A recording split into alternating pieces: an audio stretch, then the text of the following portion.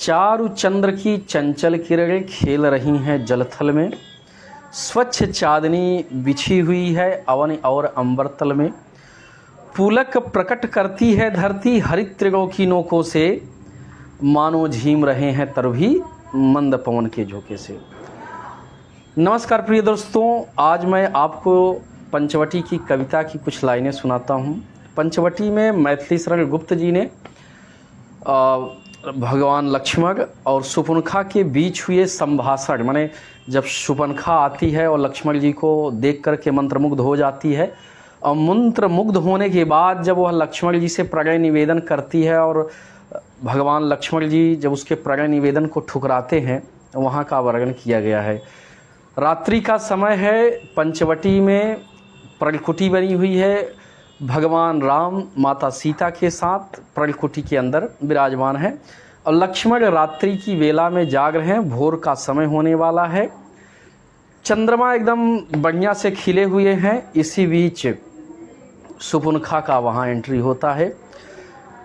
सुपुनखा के आगमन से पहले का जो वर्णन है कवि अपने शब्दों में वर्णन करता है। पंचवटी की छाया में है सुंदर पर्णकुटीर बना, जिसके सम्मुख स्वच्छ शिला पर धीर वीर निर्भीक मना। जाग रहा यह कौन धनुर्जा जबकि भुवन भर सोता है। भोगी कुष्मायुध योगी सा बना दृष्टिगत होता है। कवि कल्पना कर रहा है कि रात्रि की बेला में भोग, ऐसा लग रहा है मानो भोग ही योग करने की साधना में चला गया है। किस व्रत में है व्रती वीर यह निद्रा का यूं त्याग किए। राज आप लोग भी जानते हैं कि भगवान लक्ष्मण जी 14 वर्ष सोए नहीं थे, क्योंकि सुबह की बेला में भगवान राम की सेवा में लगते थे और रात्रि की बेला में जाग करके भगवान राम की रात्रि की बेला में जाग करके भगवान राम की सेवा करते थे। वही कवि कल्पना करता है कि किस व्रत में है व्रती वीर यह निद्रा का यूं त्याग किए। राजभोग्य के योग्य विपिन में बैठा आज विराग लिए। बना हुआ है प्रहरी जिसका उस कुटीर में क्या धन है। माने ऐसा लग रहा है यह कुटिया की रखवाली कर रहा है, लेकिन इस कुटिया में है क्या। जिसकी रक्षा में रत है इसका तन है मन है जीवन है। फिर कवि बताता है कि उस कुटिया में क्या है। मर्त्यलोक मालिन्य मेटने स्वामी संग जो आई है। तीन लोक की लक्ष्मी ने यह कुटी आज अपनाई है। वीर वंश की लाज यही है फिर क्यों वीर हो न हो प्रहरी। विजन देश है निशा शेष है निशाचरी माया ठहरी। भगवान लक्ष्मण रात्रि की वेला में जाग करके नाना प्रकार के विचार कर रहे थे कि यहाँ तो सब सुख सुविधा है। उर्मिला बेचारी वहाँ जाग करके हमारे लिए प्रतीक्षारत होगी। वह क्या जाने कि मैं इस जंगल में भी भगवान की सेवा का सौभाग्य प्राप्त हो रहा है। और सुबह शेष थी, सुबह होना शेष था और रात्रि थोड़ी सी बची हुई थी। इसी बीच क्या होता है कि सुपुनखा की एंट्री होती है। सुपुनखा जब आती है और सुपुनखा का जो कवि ने वर्णन किया है बड़ा ही अद्भुत किया है। चकाचौंध सी लगी देखकर प्रखर ज्योति की वह ज्वाला। निसंकोच खड़ी थी सम्मुख एक हास्य बदनी वाला।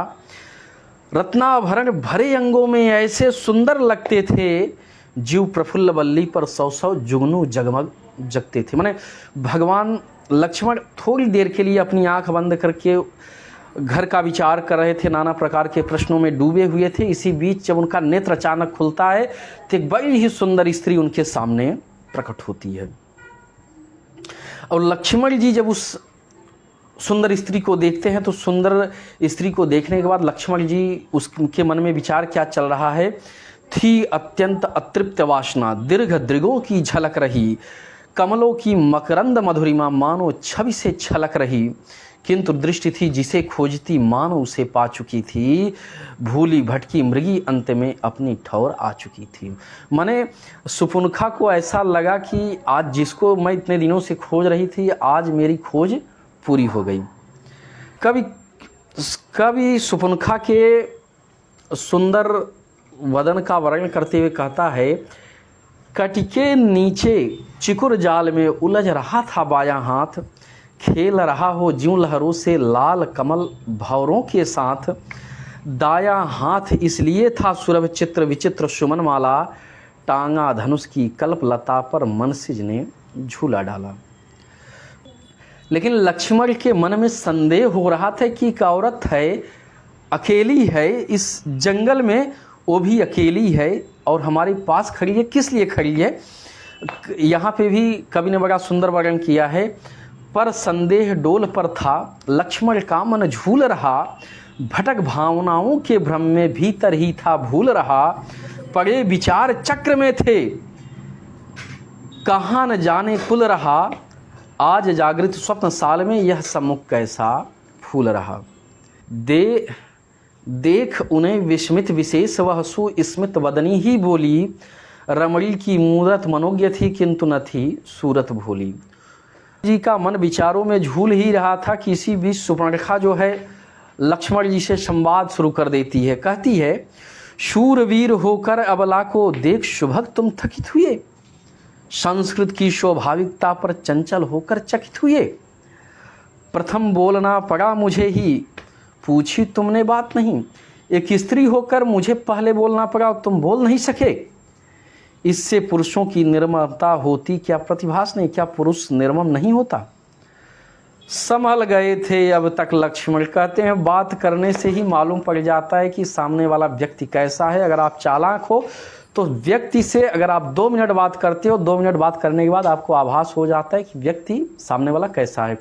लक्ष्मण जी तुरंत भांप गए कि ये कोई साधारण स्त्री नहीं है।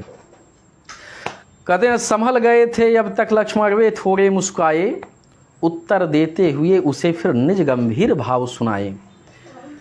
सुंदरी मैं सचमुच विस्मित हूँ तुमको सहसा देखे, हाँ ढलती रात अकेली वाला निकल पड़ी तुम कौन कहाँ, पर अबला कहकर अपने को तुम प्रगल्भा रखती हो, निर्ममता निरीह पुरुषों में निसंदेह नहीं रखती हो।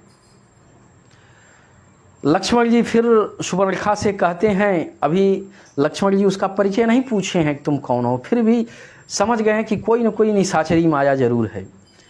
पर मैं यदि ही पर नारी से पहले संभाषण करता तो छन जाती आद कचातित पुरुषों की सुधर्म परता, जो हो पर मेरे बारे में बात तुम्हारी सच्ची है, चंडी क्या कहूँ तुमसे मेरी ममता कितनी कच्ची है। लक्ष्मण सुपर्णखा से कहते हैं, माता पिता और पत्नी की, धन की, धरा धाम की भी, मुझे न कुछ ममता व्यापी जीवन परंपरा की भी, एक किंतु उन बातों से क्या फिर भी हूँ मैं परम सुखी, ममता तो महिलाओं में ही होती है ये मंजुमुखी। लक्ष्मण जी ने उसकी बातों का बड़े तार्किक उत्तर दिया कि ममता तो सिर्फ महिलाओं में होती हैं, क्योंकि वो ममता मही कही जाती हैं। पुरुष तो निर्मम आप कह सकते हैं, क्योंकि मैं निर्मम हूँ, मैंने माता को छोड़ दिया, पिता को छोड़ दिया, पत्नी को छोड़ दिया, धन को छोड़ दिया, राज्य को छोड़ दिया, तो इसलिए मैं निर्मम तो हूँ। लेकिन तुम महिलाएं जो होती हैं वो मंजुमुखी कहलाती हैं, अर्थात ममतामयी कहलाती हैं, क्योंकि आपके अंदर ममता होती है। लक्ष्मण फिर कहते हैं, शूरवीर कहकर भी मुझको तुम भीरू बतलाती हो। एक बार कहती हो तुम शूरवीर हो, फिर कहती हो बड़े भीरू हो अर्थात डरपोक हो, इससे सूक्ष्मदर्शिता ही तुम अपनी मुझे जताती हो।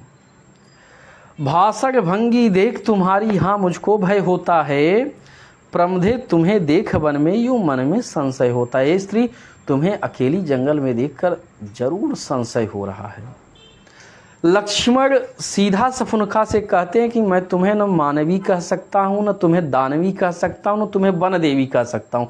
क्यों नहीं कह सकता, इसका कारण लक्ष्मण बताते हैं। कहूँ मानवी यदि मैं तुमको वैसा संकोच कहा, यदि मानवी स्त्री कहूँ तो तुम्हारे अंदर उतना संकोच नहीं है। कहूँ दानवी तो उसमें यह लावण्य और रूप लोच कहाँ। अगर मैं तुमको दानवी स्त्री कहूँ फिर भी नहीं कह सकता, क्योंकि दानवी स्त्रियों में इतनी सुंदरता हो ही नहीं सकती। वन देवी समझूँ तो वे होती हैं भोली भाली, अगर मैं तुमको वन देवी भी कहूँ तो भी नहीं कह सकता, क्योंकि भी वो बड़ी सीधी साधी होती हैं। तुम ही बताओ कि तुम कौन हो हे रंजित रहस्य वाली। सुपर्णखा बड़ी ही चतुराई से कहती है, मुझे जान पड़ता है तुमसे आज छली जाऊंगी मैं, किंतु आ गई हूँ जब क्या सहज चली जाऊंगी। मैंने अर्थात आ गई हूँ आपके पास तो जो मेरा उद्देश्य है वो मैं पूरा करके जाऊंगी। समझो मुझको अतिथि अपना, कुछ आतिथ्य मिलेगा क्या। पत्थर पिघले किंतु तुम्हारा तब भी हृदय हिलेगा क्या। किया अधर दंसन रमणी ने लक्ष्मण फिर भी मुस्काए। जब उसने कहा कि कुछ आतिथ्य मिलेगा क्या, तो लक्ष्मण जी कहते हैं तुम अनुपम ऐश्वर्यवती हो, एक अंकिचन जन हूँ मैं, क्या आतिथ्य करूं लज्जित हूँ, वनवासी निर्धन हूँ मैं। ने फिर कहा मैं भाव तुम्हारा जान गया, जो धन तुम्हें दिया है विधि ने देवों को भी नहीं दिया। अर्थात जो सुंदरता वाला गुण भगवान ने दिया है वो तो देवताओं को भी नहीं दिया। फिर कहती है सुवन का किंतु विराग भाव धारण बने स्वयं यदि तुम त्यागी, तो ये रत्नावरण वार दूं तुम पर मैं हूँ बड़े भागी। धारण करूं योग तुम सा ही, भोग लालसा के कारण, पर कर सकती हूँ मैं यूं विपुल विघ्न बाधा वारण। इस व्रत में किस इच्छा से तुम व्रती हुई हो बताओ, मुझ में वह सामर्थ्य है कि तुम जो चाहो सो सब पाओ।